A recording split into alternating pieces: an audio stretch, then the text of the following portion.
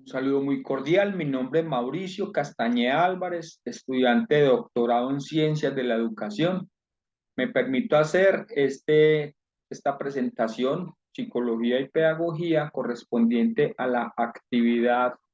número 1 de la unidad 2 en el curso de Psicogénesis y Aprendizaje Significativo. Inicialmente quiero explicar en esta diapositiva los progresos de la psicología del niño y del adolescente. Hice un comparativo, una relación entre inteligencia, acción e interpretación, teniendo en cuenta el modo de formación y desarrollo del niño, donde inicia en esos primeros pasos a comprender y luego de comprender empieza a inventar para luego pasar a un nivel de percepción más alto donde conoce y asimila lo real. Cuando empieza a realizar sus propias acciones y a interpretar todo lo que asimiló, ejecuta y coordina acciones y posteriormente asimila lo dado, todo lo que encontró en el conocimiento adquirido y empieza a transformar su propia realidad.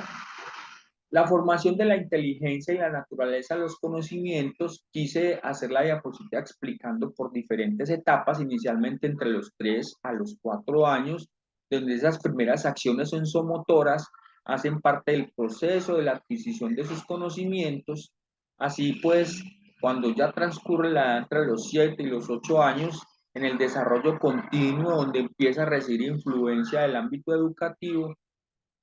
conlleva a una edad superior con las operaciones abstractas, donde a los 9 o 10 años ya empieza a hacer una primera caracterización de esas acciones y su propia construcción de esquemas a partir de la interpretación de su propia realidad. Para el desarrollo de las operaciones, hice este modelo cíclico desde la primera infancia, desde las primeras edades hasta los 12 años, inicialmente en la descripción del desarrollo continuo, cuando esas acciones sensomotoras se convierten en operaciones abstractas, cuando ya alcanzan los 2 años de edad, hay una formación simbólica y semiótica donde se inicia la representación de objetos que a los 7 u 8 años, con la formación de operaciones, ya inicia con esa solución de problemas, se interiorizan las acciones y luego ya inicia a coordinar adecuadamente todos esos procesos, esos conocimientos adquiridos y empieza a descentralizarlos para hacer sus propias estructuras. Al inicio de la adolescencia, entre los 11 y los 12 años, ya inicia con sus propios razonamientos, hace sus propias preguntas de abstracción acerca de la realidad para convertir en operaciones proposicionales. En cuanto a los aspectos figurativos y operativos del conocimiento, explico por medio de la percepción, donde las nociones y operaciones surgen de esas abstracciones y generalizaciones de la realidad. Inicia entonces de esa percepción esa transición a la representación por imágenes de los aspectos figurativos. Lo que ya es operacional ya lo hace más figurativo y pasa entonces a ese estado objetivo, donde no hay preferencias, no hay puntos de vista y ya lo hace más objetivo a la realidad. En el proceso de maduración de ejercicio, esas operaciones intelectuales, ya ese carácter espontáneo entre los 15 y 16 años, la formación de estructuras mentales ya está muy consolidada e inicia su proceso de maduración del sistema nervioso que empieza a adquirir entonces el joven para iniciar con aquello que llamamos proyecto de vida. En el desarrollo de la inteligencia, estos procesos naturales vienen influenciados por el contexto familiar, por el contexto educativo y son esos arraigos los que empiezan entonces a formar parte del esquema de la personalidad del ser humano en ese momento como niño. Estos factores de experiencia adquirida los divido en esta tabla comparativa de doble entrada con una formación de la inteligencia y la psicología infantil como esa rama importantísima para analizar el comportamiento del ser humano. En las experiencias físicas, entonces, en esa formación de la inteligencia, cómo se empieza a obrar sobre los objetos, a descubrir sus propiedades y de una manera directa empieza a abordar la realidad que lo circunda. Las experiencias son inmediatas y ese contacto con la realidad observada ya hace que ese conocimiento se fundamente. En la experiencia lógica matemática, pues es mi especialidad como licenciado en matemáticas y física. Entiendo que la abstracción, siendo un proceso mental de tanta dificultad, hace que se disocien los factores que tiene la realidad y es indispensable empezar con unos niveles más iniciativos hacia la parte comprensión, hacia la parte de deducción, donde las operaciones empiezan con esos primeros pasos para llegar a esa abstracción. Eh, la explicación de la transmisión educativa del equilibrio en este diagrama circular, quise expresarlo en una forma desigual, teniendo como esa coordinación general de acciones como el paso inicial y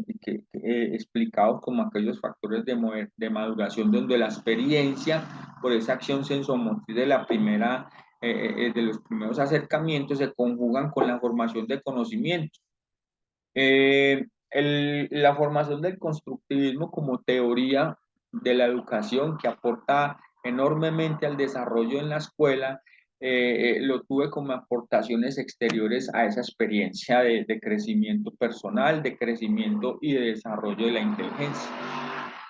Para los principios de educación y datos psicológicos, este proceso cíclico del conocimiento, inicialmente el proceso de adaptación, luego la influencia del medio social, del ambiente, la experimentación, conlleva el aprendizaje y es en la educación donde ese ciclo se hace muy rotativo. Para la formación de estructuras intelectuales ya hay un nivel de pensamiento más avanzado, hay una adaptación, hay un equilibrio y luego se asimilan esos saberes. Entendiendo el juego como un elemento importantísimo en el ámbito educativo, y lo dice bien Piaget en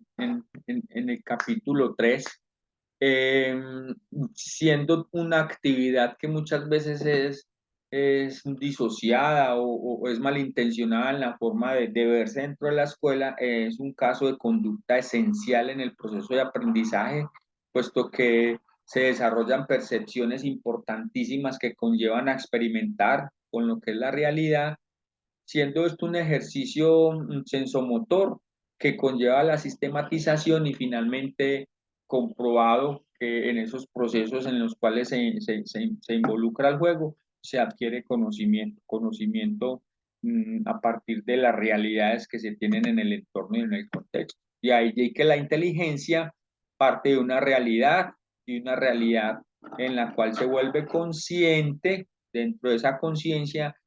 abarca un aspecto a nivel jerárquico más avanzado como es la comprensión, donde se interpretan y se explican situaciones de la realidad. En ese nivel de la conciencia, las teorías son asimiladas y el joven, en ese momento el niño, empieza a asumir posturas frente a la realidad y a la diferenciación entre lo que es objetivo y lo que es subjetivo. Eh, en esta diapositiva de la lógica del adulto y la lógica del niño, la adaptación práctica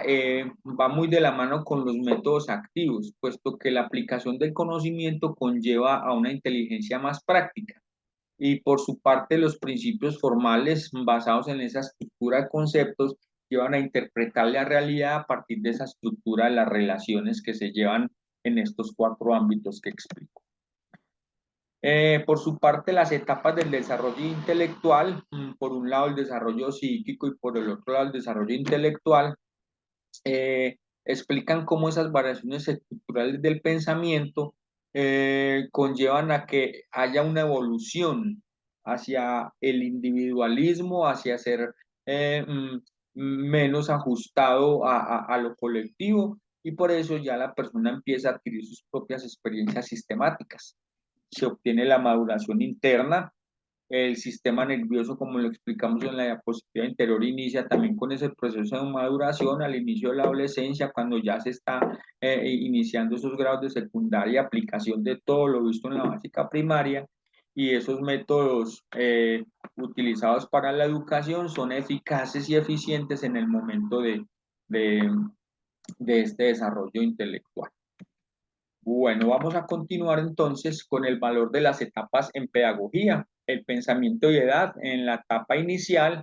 donde se abarcan todo tipo de concepciones muy intencionales y se busca esa armonía con el mundo. Ya las representaciones que se tienen en las edades entre los 8 a 11 años se obtienen esas explicaciones intermedias de la realidad que conllevan a la transformación estructural del pensamiento. En ese sentido, respecto a la vida social del niño como factor importante dentro del desarrollo de la inteligencia en la infancia, la influencia del medio en el desarrollo afecta o influye, impacta lo que se realiza en la escuela, la imagen de autoridad del docente, y ese no son en esa etapa escolar donde ese proceso educativo ya por la normatividad de la gente, el docente como agente social influye demasiado también en ese proceso, en esa vida social del niño, y la influencia heredada, los arraigos que están en torno a la familia, las costumbres, las habilidades que se obtienen o lo que se visualiza en los demás familiares, también son aspectos importantes para la vida social del niño. En este caso, los efectos del egocentrismo inicial, pues bien sabemos cómo influyen en el comportamiento en la primera infancia, se muestran individualistas y las conductas son egoístas. De hecho, el lenguaje es muy egocéntrico, usted es mío, mamá es mía, y de ahí que en las aulas de clase, en los grupos en los que hay varios niños reunidos, se escuchan más esos monólogos colectivos. El juego simbólico se hace incomprensible, los grupos tienen que ser más objetivos, más acordes a su edad, más a lo que ellos se imaginen, y las estructuras mentales ya es un nivel alto para esos efectos que el egocentrismo causa. De hecho, pues se presentan dificultades para construir sus propios conceptos. Aquí quiero explicar los procesos de la socialización, cómo las nociones se convierten en conceptos, los conceptos se convierten en pensamientos y los pensamientos en estructuras mentales. En una escala asociada a la que es la moralidad en la etapa inicial, esos primeros desarrollos que se tienen, la intelectualidad como factor indispensable, importante en el desarrollo de ese proceso de socialización. El egocentrismo vuelve y juega en ese proceso de formación de estructuras mentales, pero la adaptabilidad empieza a ser importante, un factor que equilibra esa balanza en el proceso de socialización, y es allí donde el rol del maestro como agente social de cambio empieza con sus dotes de exigencia a marcar la normatividad en ese proceso. Eh,